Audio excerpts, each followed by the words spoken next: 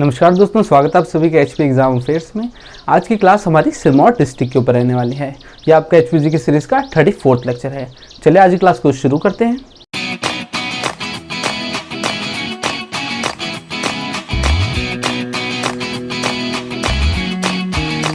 चलिए हम सिरमौर जिले को देखते हैं। जो सिरमौर जिला है उसे ट्रांसगिरी और सिसगिरी भागों में बांटा जा सकता है, क्योंकि गिरी नदी सिरमौर के बीच से बहती हुई उसे दो भागों में बांटती है। तो जो गिरी नदी है वो सिरमौर को दो भागों में बांटती है, ट्रांसगिरी और सिसगिरी। सिरमौर में चूड़धार, सेंधार, दार्टीधार, क्यारदादून घाटी, नौराधार, हरिपुर धार और शिलाई धार स्थित है।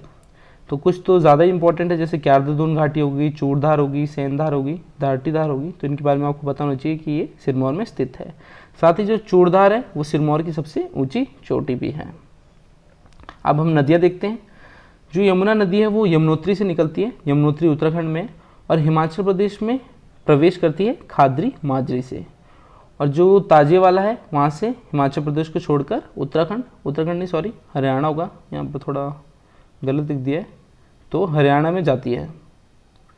तो जो यमुना नदी है वो खाद्री माजरी से हिमाचल प्रदेश में प्रवेश करती है और ताजेवाला से हिमाचल प्रदेश को छोड़कर हरियाणा में चली जाती है। सिरमौर में जलाल, बाटा और मारकंडा नदी प्रमुख नदियां हैं। मेले देखते हैं अब। जो रेणुका मेला है ये अंतर्राष्ट्रीय स्तर का मेला है जो नवंबर के महीने में लगता है और ये सिरमौर में लगता है। और एक रेणुका नाम से झील भी है, ये हिमाचल प्रदेश की सबसे बड़ी प्राकृतिक झील है, यानी नेचुरल लेक भी है, ये भी सिरमौर में स्थित है।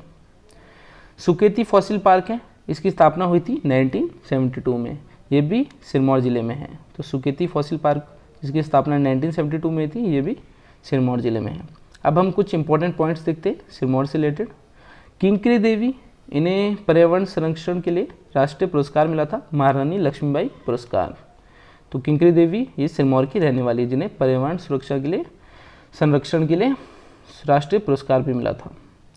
हिमाचल प्रदेश के निर्माता डॉक्टर YS परमार यानी यशवंत सिंह परमार का जन्म भी सिरमौर में हुआ था 4 अगस्त 1906 में।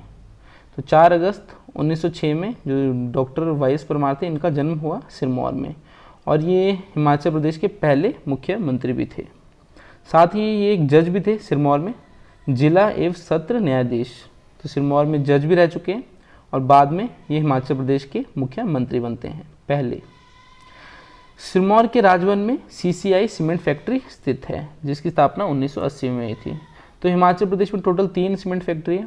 एक ACC सीमेंट फैक्ट्री है, वो बरमाणा में है, बिलासपुर के, और एक दारला घाट में है, उसका नाम है अंबुजा। तो अंबुजा सीमेंट फैक्ट्री है, वो दारला घाट में है। और ये है CCI सीमेंट फैक्ट्री, ये सिरमौर के राजवन में स्थित है। तो टोटल 3 सीमेंट फैक्ट्री है हिमाचल प्रदेश में।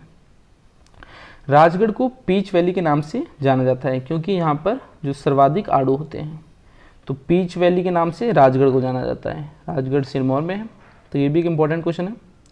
सिरमौर जिले में सर्वाधिक वनों से ढका है। जो सिरमौर जिला है वो सर्वाधिक वनों से ढका है, कितने 48.96%। तो जो फॉरेस्ट और एरिया का कवर है, यानी फॉरेस्ट टू एरिया का जो परसेंटेज है वो है 48.96%। अब हम देखेंगे सिरमौर जिले का इतिहास। सिरमौर रियासत का प्राचीन नाम था सुलोकिना। तो सिरमौर रियासत का प्राचीन नाम था सुलोकिना। सिरमौर रियासत की स्थापना की थी राजा रसालू ने, और उन्होंने सिरमौर की पहली राजधानी बनाया था सिरमौरी ताल को। तो राजा रसालू ने सिरमौर की स्थापना की, सिरमौर रियासत की, और उन्होंने सिरमौर रियासत की पहली राजधानी बनाया था सिरमौरी ताल को। फिर हैं उदित प्रकाश। जो उदित प्रकाश थे, इन्होंने सिरमौर की राजधानी राजवन से बदलकर कालसी में स्थापित की। तो उदित प्रकाश ने जो सिरमौर की राजधानी थी राजवन, वहाँ से बदलकर कालसी में स्थापित की। फिर है वीर प्रकाश। जो वीर प्रकाश थे, इन्होंने रविनगढ़ किला बनाया सिरमौर में। तो जो रविनगढ़ किला है सिरमौर का, उसे बनाया था वीर प्रकाश ने। वीर प्रकाश के बाद राजा बनते हैं दीप प्रकाश। जो दीप प्रकाश है, इन्होंने एक बाला सुंदरी का टेम्पल है सिरमौर का, बहुत ही इंपॉर्टेंट टेम्पल है। तो बाला सुंदरी का जो टेम्पल है ये त्रिलोकपुर में है सिरमौर के, इसका निर्माण कराया था दीप प्रकाश ने। फिर राजा बनते हैं कर्म प्रकाश। जो कर्म प्रकाश थे, उन्होंने नाहन शहर की स्थापना की। साथ ही इन्होंने जो सिरमौर की राजधानी थी कालसी, वहाँ से बदलकर नाहन में स्थापित की। तो जो कर्म प्रकाश थे, उन्होंने अपनी राजधानी बनाया नाहन को। मेदिनी प्रकाश, जो मेदिनी प्रकाश थे इन्हीं के समय में गुरु गोविंद सिंह हिमाचल प्रदेश आए थे, हिमाचल प्रदेश के नाहन और पोंटा में।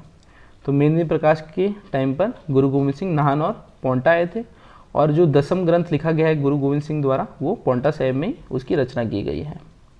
साथ ही जो गुरु गोविंद सिंह है सिखों के 10वें सिख गुरु भी हैं।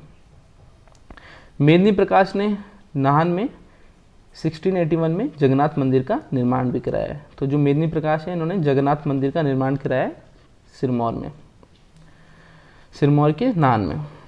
फिर राजा बनते हैं कर्ण प्रकाश।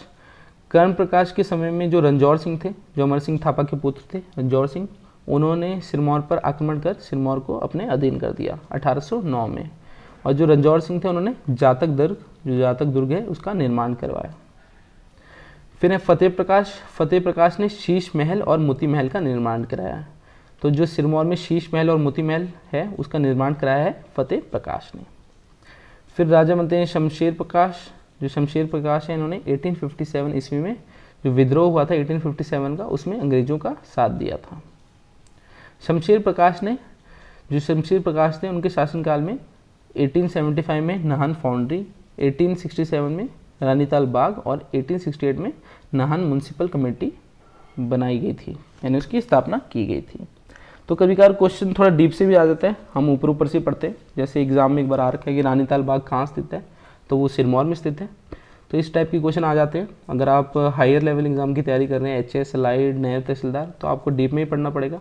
बाकी पुलिस, फॉरेस्ट गार्ड में इतना डीप में नहीं आता, तो आपको उसमें तो जनरली आइडिया होना चाहिए कि ऊपर से क्या क्या है। बाकी अगर अच्छे एग्जाम की तैयारी कर रहे हैं तो डीप में पढ़िए।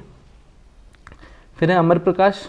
जो अमर प्रकाश थे इन्होंने प्रथम विश्व युद्ध में अंग्रेज़ों का साथ दिया था, यानी अंग्रेज़ों की मदद की थी। इसी के बदले उन्हें महाराजा और night commander of the order of the star of India की उपाधि दी गई थी।